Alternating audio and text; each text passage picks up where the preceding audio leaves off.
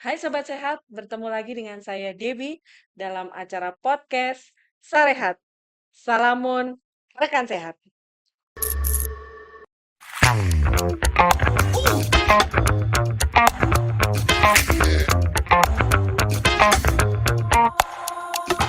Baik, pada hari ini kita sudah ditemani dengan dokter. Wes. Kira-kira ini harus memperkenalkan diri sendiri atau saya memperkenalkan, Dok? Nggak usah, nggak usah Monggo, perkenalan. monggo boleh memperkenalkan diri kepada Sobat Sarehat. Baik, nama saya Dr. Rahmat Andriadi, spesialis paru yang bertugas di Rumah Sakit Salamun. Oh gitu. Kira-kira buka kliniknya jam berapa, Dok? Buka klinik setiap hari Nggih. dari jam 7 sampai jam 13. Baik, mungkin rekan Sarehat yang ingin berkonsultasi tentang penyakit paru ya, Dok ya. Siap. Ya. Jadi, Dok, pada tema hari ini tentang pneumonia. Apa sih, Dok, sebenarnya pneumonia itu? Ya. Jadi pneumonia itu suatu peradangan pada parenkim paru yang disebabkan oleh berbagai macam bisa bakteri, bisa virus, bisa mikroorganisme lain gitu ya.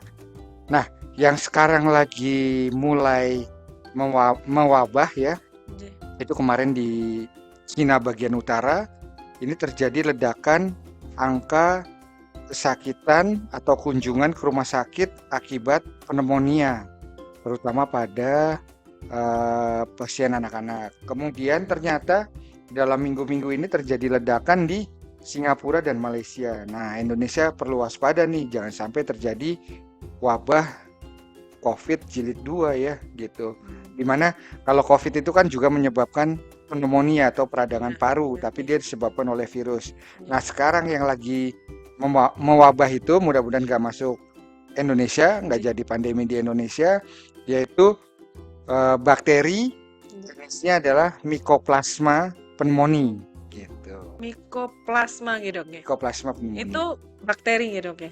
Yaitu bakteri, dia yang termasuk bakteri atipikal. Kan bakteri ada yang tipikal, ada yang atipikal. Nah, Mycoplasma pneumoniae ini yang atipikal. Nggih. Jadi nanti bisa kita lihat gejalanya itu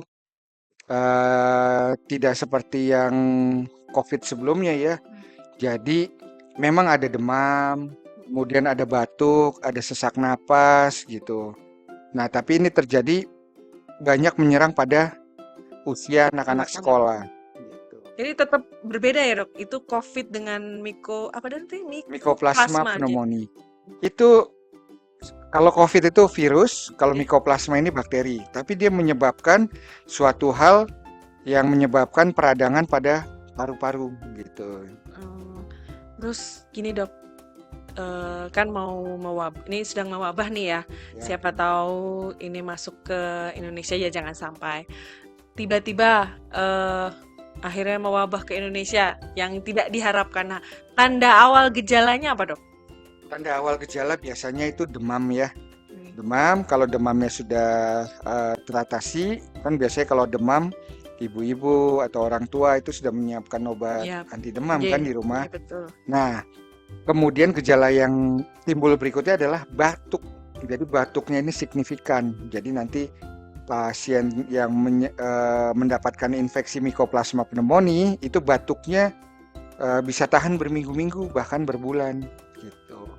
Jadi bisa masking dengan TBC ya, di mana Indonesia sendiri kan menduduki peringkat kedua di dunia dan Jawa Barat sendiri menduduki peringkat pertama nasional gitu.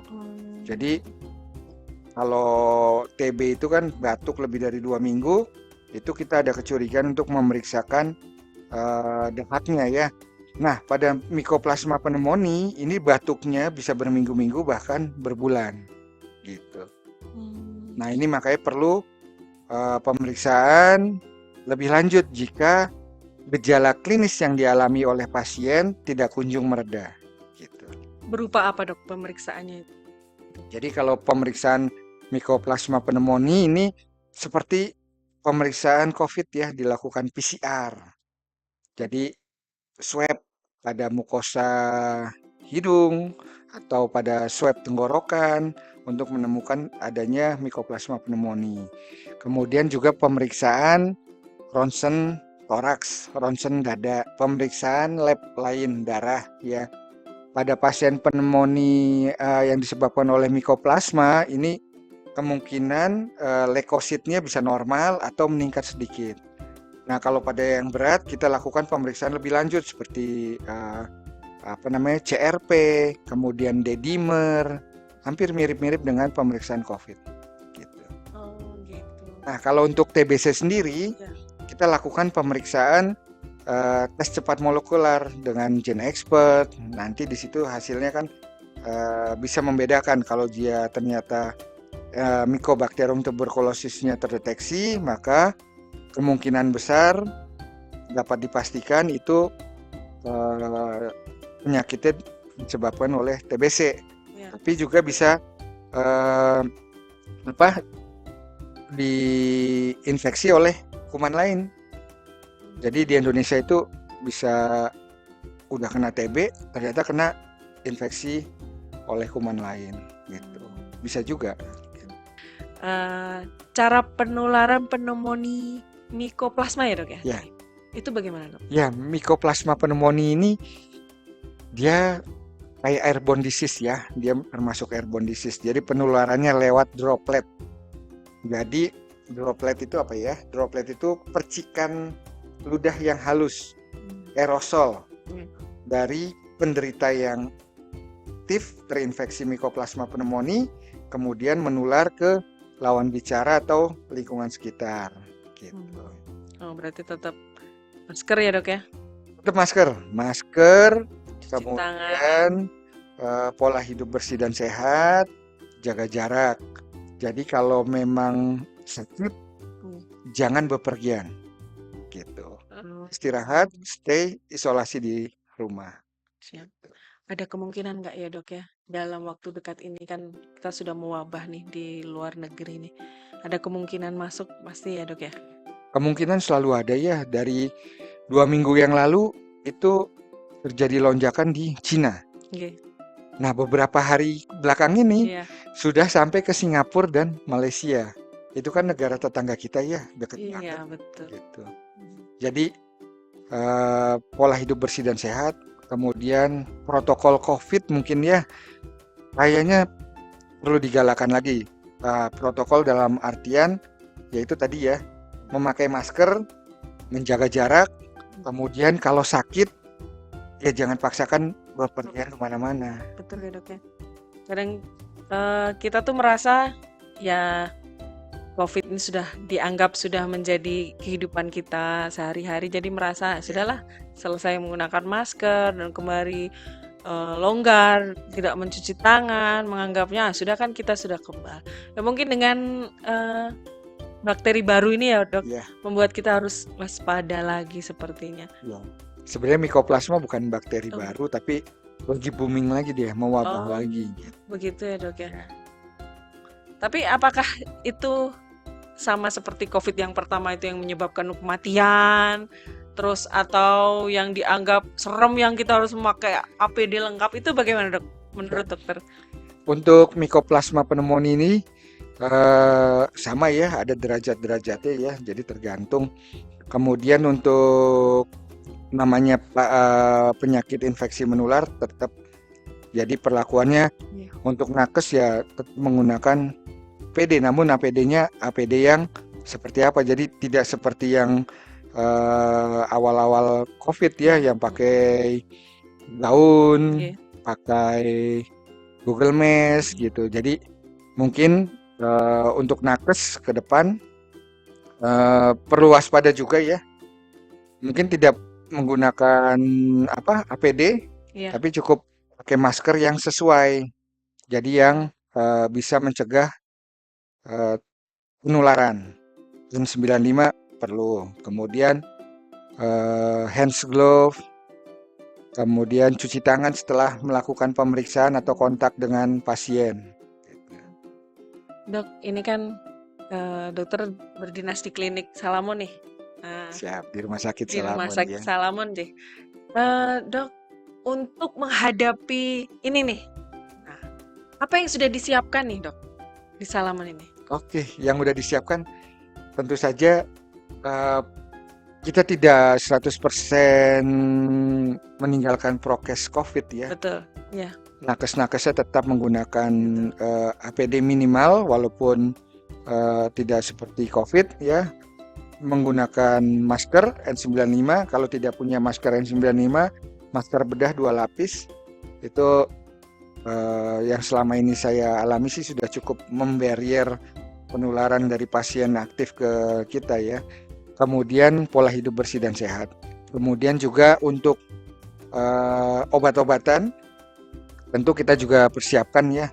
Untuk Mycoplasma pneumonia ini sendiri, karena dia atipikal, jadi bakterinya ini tidak berdinding, ya, Dok. jadi dia tidak sensitif terhadap antibiotik beta-laktam.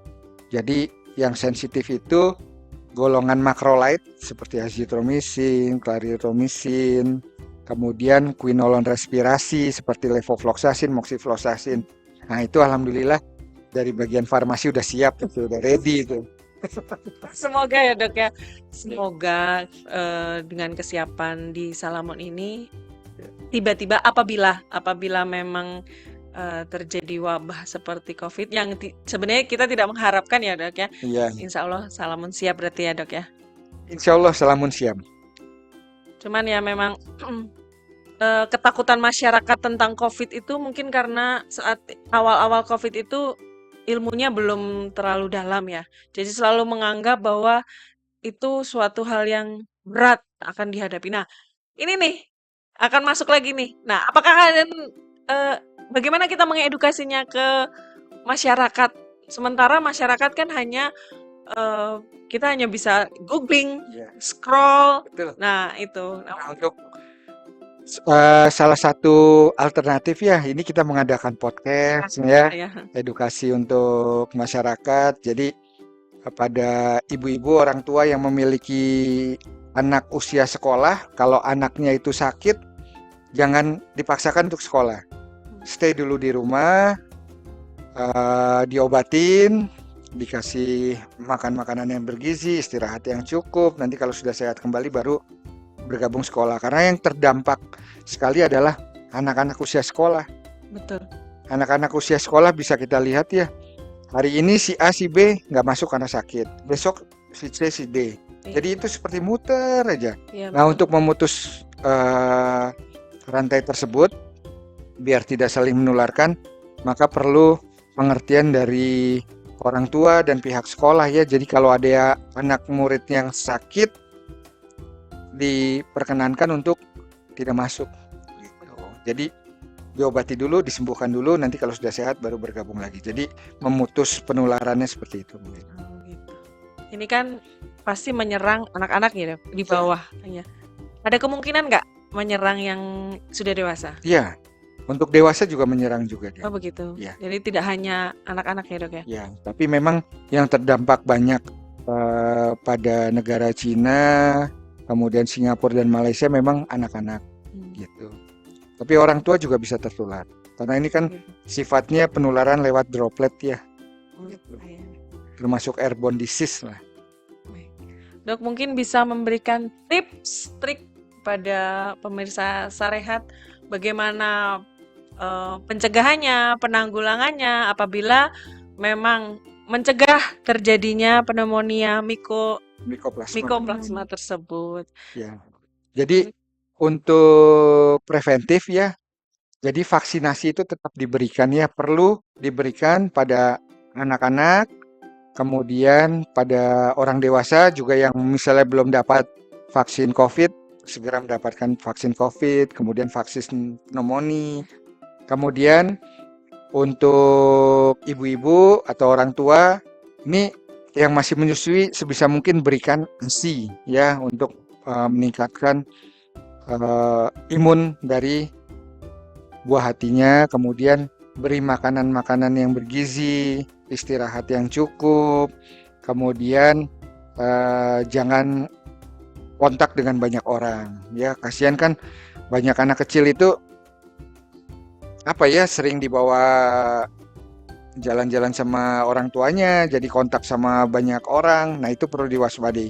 Kalau ke tempat ramai, gunakan masker ya, kemudian jaga jarak, kemudian terapkan pola hidup bersih dan sehat.